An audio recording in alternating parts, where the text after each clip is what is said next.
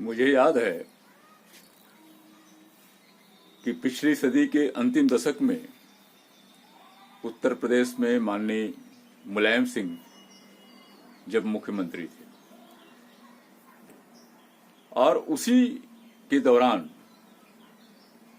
बनारस में मुंशी प्रेमचंद की जन्मस्थली लमही में बड़े स्तर पर कार्यक्रम रखा गया था। उसमें केंद्रीय सांस्कृतिक मंत्री भी आई थी और इस देश के तमाम सारे साहित्यकार वहां उपस्थित थे और मुख्य रूप से प्रगतिशील लेखक संघ से जुड़े हुए, जनवादी लेखक संघ से जुड़े हुए, जन सांस्कृतिक मंच से जुड़े हुए और अन्य मंचों से जुड़े हुए तमाम इस देश के बड़े से बड़े साहित्यकार उपस्थित थे। और उस समय मंच पर माननीय आनंद तिवारी जी संचालन कर रहे थे और मंच पर मात्र 2-3 लोगों के बैठने की व्यवस्था थी और बाकी नीचे लोग थे। क्योंकि समाजवादी पार्टी के मुखिया और उत्तर प्रदेश के मुख्यमंत्री माननीय मुलायम सिंह आने वाले थे, तो स्वाभाविक था कि समाजवादी पार्टी के लोग अधिक से अधिक पहुंचे थे अपने झंडा और बैनर के साथ। माननीय मुलायम सिंह ज्यों ही मंच पर उनको आमंत्रित किया गया बोलने के लिए, समाजवादी पार्टी के लोगों ने झंडा और बैनर के साथ उनका जय जयकार शुरू किया। और मुझे गर्व है कि माननीय मुलायम सिंह ने खड़ा होते ही उन्होंने ये कहा कि मैं अपने पार्टी के लोगों से यह निवेदन करता हूं कि अपना झंडा डंडे से निकाल करके जेब में रख लें और बैनर को समेट कर बगल में ले लें। मेरा यह सौभाग्य है कि इतने बड़े साहित्यकारों के बीच मुझे आने का मौका मिला। मुलायम सिंह जी के इतना कहते ही सभी लोग जो समाजवादी पार्टी के लोग थे अपना झंडा बैनर समेट लिया और उसके बाद माननीय मुलायम सिंह ने अपनी बात आगे कही। इससे ये पता चलता है कि इस सदी के अंत तक जो ये कहा जाता है कि साहित्य राजनीति के आगे चलने वाला एक मुहिम है, इस बात का पालन माननीय मुलायम सिंह जी ने किया। स्वाभाविक है और यह भी है कि आज इसका ठीक उल्टा देखने को मिल रहा है। जो राजनीतिज्ञ हैं, आज की जो पॉलिटिक्स है, वो साहित्य को अपनी चेरी समझ रही है। लेकिन एक बात जानने की चीज है कि साहित्य समाज को बदलने की और राजनीति को बदलने की पूरी क्षमता रखता है। अगर साहित्य नहीं होता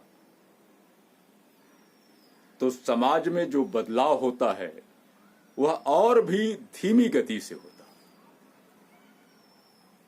साहित्य एक तेज रफ्तार चलने वाला, समाज में विचारों को पहुंचाने वाला एक माध्यम है। आज जिस पर मैं चर्चा करना चाहूंगा वह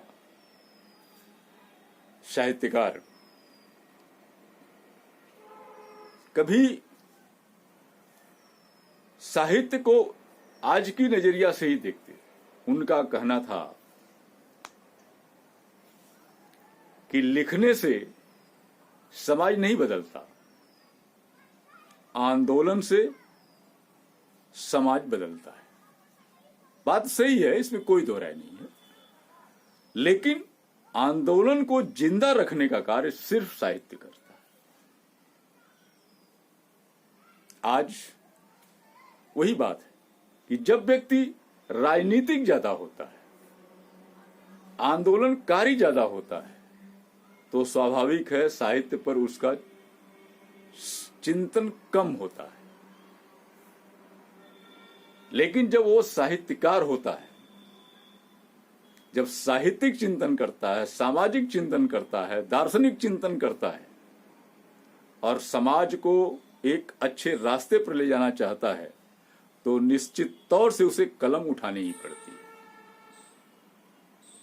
आइए, मैं आज जिस शख्सियत की, जो अच्छे साहित्यकारों में, बड़े गजलकारों में शुमार हो चुके हैं, मैं आज जनाब आरपी सोनकर तल्ख मिनाजपुरी की बात करना चाह रहा हूं।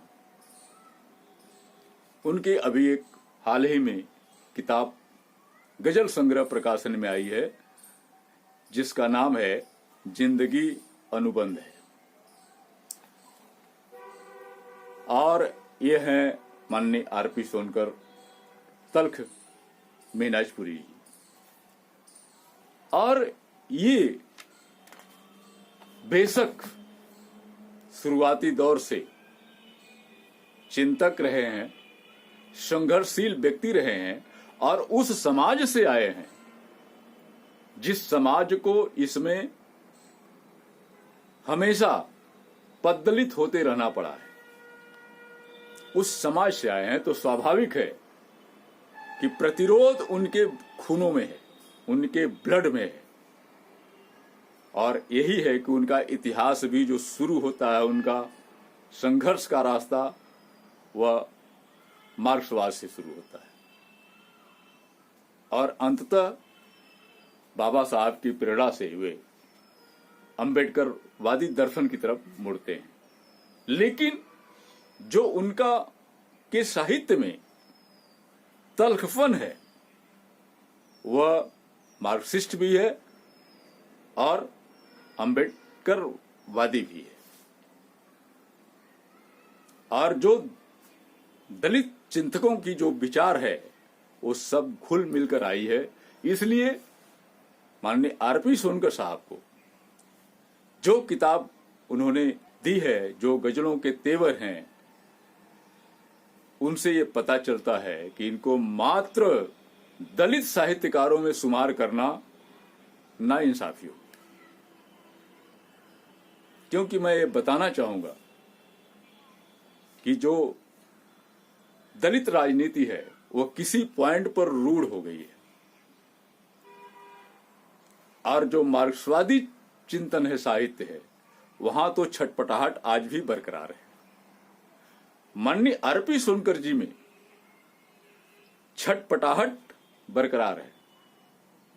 मजदूरों के प्रति, किसानों के प्रति, इस देश के आम जनता के प्रति, उनके समस्याओं के प्रति, उसके निदान के प्रति और दलितों का जो दर्द है उसके प्रति तो उनकी आस्था 50% से ज्यादा है। इसलिए इन्हें हम अपने दलित साहित्य से थोड़ा सा अलग करते हैं, क्योंकि दलित साहित्य एक जगह, एक दर्शन पर और एक वर्ग, वर्ण से संबंधित होना उसका, और उसके दर्द पर ज्यादा केंद्रित होना उसका एक चरित्र है। हालांकि अभी वो दलित साहित्य युवावस्था में जा रहा है और मार्क्सवादी चिंतन तो प्रौढ़ हो चुका है। इसलिए दलित साहित्यकारों में जो एक अंबेडकरवादी चिंतन को लेकर के जो छटपटाहट है, जो बाबा साहब चाहते थे, वह निश्चित तौर से उस तरफ बढ़ रहा है जिधर समाज को एक नया आयाम देगा।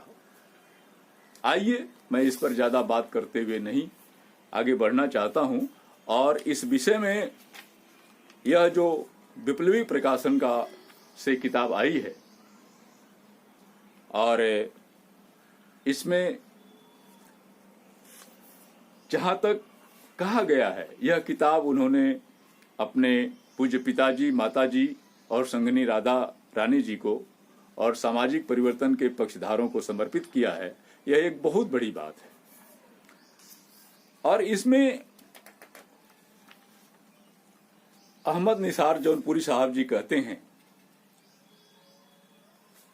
कि कलम जब पसमानदा और ठुकराई हुई जिंदगी की निचोड़ी हुई हकीकतों को गोयाई की तरबियत देता है, कलम जब खारजार रास्तों पर नंगे पांव चलने वालों को मौजूए तहरीर बनाता है, कलम जब दिल पे गुजरी हुई वारदात को इजहार का वसीला बनाता है, कलम जब दिलो दिमाग पर चलने वाली पुर तसद्दुद हिकायात की अक्कासी करता है, कलम जब अपने मुसाहिदात व तजरिबात को शायरी बनाने के लिए ऊंची उठती हुई लहरों में लंगर अंदाज होता है, कलम जब ओठों और तबस्सुम के दरमियान फासलों को अपनी फिक्र का मौजूआ बनाता है, कलम जब शाम और चिराग की बेताल्लुकी के दर्द को बयान करने पर कासिर हो जाता है, कलम जब प्यासे को कुएं से दूर रखने की सच्चाइयां बयान करने की जसारत पैदा करता है, कलम जब तबकाती निजाम के पुरत सद्दूद निजाम से मुतसादिम होता है, कलम जब खजानों पर सांप बनकर बैठे हुए पहरेदारों को मौजूए बहस बनाता है, कलम जब सफाकियत के असबाब व अमल पर गौर करने और जारहियत की परतें खोलने में अरक रेजियां करने लग जाता है, कलम जब मुखालिफ कुव्वतों से नबुर्द आजमा होने के लिए उनसे मुजाहमत करने का हौसला पैदा कर लेता है, तब कहीं जाकर आरपी सोनकर तल्ख के कलम से जिंदगी अनुबंध है कि शक्ल में शायरी की पूरी किताब वजूद में आती है, जिसके हर वर्ग पर बेदारी की एक दास्ताने खो चुका है, जो एक धनक का रूप लेकर हमें अपने तरफ मुतवज्जा करती है। यह बात उन्होंने कही है और इसी के दरमियान इसमें आपके जो इस गजल की बढ़िया सा इस किताब की जो समीक्षा लिखे हैं B.R. बिप्ली साहब, वो तो काबिल तारीफ है। आरपी सोनकर साहब भी ये कहते हैं कि और उसके पहले मैं अख्तर सही साहब का भी नाम लेना चाहूंगा। वो कहते हैं कि तल्ख साहब जिस समाज में पैदा हुए वो मुल्क की मेन स्ट्रीम में नहीं आता। आपने बचपन से ही ये मुशाहिदा कर लिया था कि समाज का आला तबका आपके समाज को हाशिए पर रखता है। इसी बात ने आपके अंदर एक बागियाना तेवर पैदा कर दिया था। और मैं ये बताऊं कि इस विषय में आरपी सोनकर साहब तल्ख मीनाजपुरी जी कहते हैं कि मेरी समझ से जिंदगी एक अनुबंध भी है। मानव समाज का सामाजिक, आर्थिक, सांस्कृतिक, धार्मिक, राजनीतिक एवं मनोवैज्ञानिक सरोकारों से प्राचीन काल से ही एक अनुबंध रहा है, जहां हर पल उसे स्वयं के अथवा दूसरों के द्वारा निर्मित एवं प्रतिपादित रीति रिवाज, परंपरा, नियम, कानून का मन या बेमन से पालन करते हुए जिंदगी जीना या काटना पड़ता है। विश्व की बहुत बड़ी आबादी की सामाजिक, आर्थिक, सांस्कृतिक, धार्मिक, राजनीतिक एवं मनोवैज्ञानिक परिस्थिति को देखकर मैं हतप्रभ हूँ, ये साहब कहते हैं। और मैं इस पर बहुत ज्यादा बात न करते हुए अपनी समीक्षा में बहुत सारी बातें कहूँगा। इसी किताब से मैं आपको उनकी एक चंद गजलें मैं सुनाना चाहूँगा। और इस चंद गजले में मैं ये बता दूं, उनकी एक बात वो बड़े साफ कहते हैं कि जिस जिले के रहने वाले हैं, महनाजपुर प्राय आजमगढ़ जिले में का एक हिस्सा है, पूर्व और दक्षिण का। तो आजमगढ़ में जहां कैफे आजमी साहब की जन्मभूमि हो, जहां तमाम सारे बड़े साहित्यकार पैदा हुए हों, तो उसमें यह तल्खियत देखने को मिलती ही है। और आइए मैं उनकी एक गजल इसी से प्रस्तुत करता हूं कि दिल की सच्ची बात लिखूं मैं आजमगढ़ का हूं। दिल की सच्ची बात लिखूं मैं आजमगढ़ का हूं, दिन को कैसे रात लिखूं मैं आजमगढ़ का हूं। भाईचारे का मजहब जब जालिम बन जाए, भाईचारे का मजहब जब जालिम बन जाए, खुलकर अपनी बात लिखूं मैं आजमगढ़ का हूं। पंडो कठमुल्लों को चाहे रहबर तुम लिखो, पंडो कठमुल्लों को चाहे रहबर तुम लिखो, रहजन की बारात लिखूं मैं आजमगढ़ का हूं। चोरी करके जेल गए जो आजादी के वीर, चोरी करके जेल गए जो आजादी के वीर, क्या उनकी औकात लिखूं मैं आजमगढ़ का हूं। घोटाला पेशा है जिनका उनका जलवा है, घोटाला पेशा है जिनका उनका जलवा है, क्यों मैं उनकी जात लिखूं मैं आजमगढ़ का हूं। और अंतिम में, तल्ख नहीं लिखती है जिनके बारे में दुनिया, तल्ख नहीं लिखती है जिनके बारे में दुनिया, क्यों न उन्हीं की बात लिखूं मैं आजमगढ़ का हूं, क्यों न उन्हीं की बात लिखूं मैं आजमगढ़ का हूं। एक और गजल देखें इसी किताब से। दर्द से व्याकुल समय की आंख जब पथरा गई, दर्द से व्याकुल समय की आंख जब पथरा गई, जिंदगी तब तिल मिलाकर मौत पर ही छा गई। दर्द से व्याकुल समय की आंख जब पथरा गई, जिंदगी तब तिल मिलाकर मौत पर ही छा गई। भूख की चिंगारियां जब बन गई ज्वालामुखी, भूख की चिंगारियां जब बन गई ज्वालामुखी, हंसनी पत्थर को भी मोती समझकर खा गई। लग रहा है देश से अब भूखमरी मिट जाएगी, लग रहा है देश से अब भूखमरी मिट जाएगी, फौज गिद्धों की यहां आयात होकर आ गई। देश के रहबर हमें परमाणु युग में ले चले, देश के रहबर हमें परमाणु युग में ले चले, भूख रोटी मुफलसी अब हाशिए पर आ गई। देश के रहबर हमें परमाणु युग में ले चले, भूख रोटी मुफलसी अब हाशिए पर आ गई। और जुल्म को सहने की सीमा तय करो ऐ दोस्तों, जुल्म की सहने की सीमा तय करो ऐ दोस्तों, जुल्म की जो इब्तदा थी इंतहा पर आ गई। अब क्यों न दंगे हो भला तल्ख तेरे शहर में, क्यों न हो दंगे भला अब तल्ख तेरे शहर में। बहसियों की भीड़ जब मस्जिद गिराकर आ गई, बस्तियों की भीड़ जब मस्जिद गिरा के आ गई। और एक चीज और मैं इसी के साथ सुना देना चाहता हूं, जो उनकी बड़ी अच्छी गजल है। और देखिए, हवा के रुख पे चलता जाऊं ये इनकार करता हूं, हवा के रुख पे चलता जाऊं ये इनकार करता हूं, भरोसा बाजुओं पर करके दरिया पार करता हूं। हवा इस वास्ते है दुश्मनी पर मुझसे आमादा, हवा के सामने झुकने से मैं इनकार करता हूं। सदाए हक उठाना गर बगावत है तो सुन जालिम, सदा ए हक उठाना गर बगावत है तो सुन जालिम। मैं बागी हूं लो अपने जुर्म का इकरार करता हूं। वही है राहबर मेरे वही मेरे मसीहा हैं, वही है राहबर मेरे वही मेरे मसीहा हैं। नमन अंबेडकर को मैं हजारों बार करता हूं।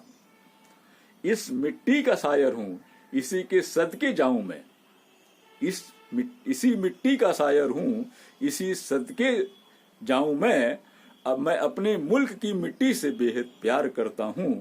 फूले अंबेडकर की राह पर चलते ही रहना है, फूले अंबेडकर की राह पर चलते ही रहना है। उन्हीं की राह पर चलने का मैं इकरार करता हूं।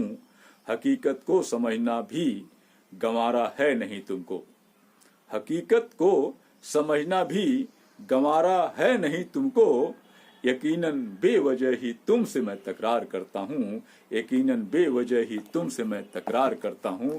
और कहने के साथ मैं कहना चाहूंगा कि इस गजल संग्रह में जितनी भी गजलें हैं सब सराहनीय है, और एक एक गजल पर अगर लिखा जाए तो पूरी पुस्तक तैयार हो जाएगी। यह इनके गजलों की सबसे बड़ी खासियत है कि इसके हर मिसरे हर शेर काबिले गौर और विचारणीय है। और मैं कहना चाहूंगा कि यह उस महान शख्सियत के जिले के हैं जिसने लिखा ओल्गा से गंगा। इसी के साथ मैं अपनी बातें अस्थित करता हूं। आप सभी लोगों ने सुना, बहुत बहुत आप सभी लोगों को धन्यवाद।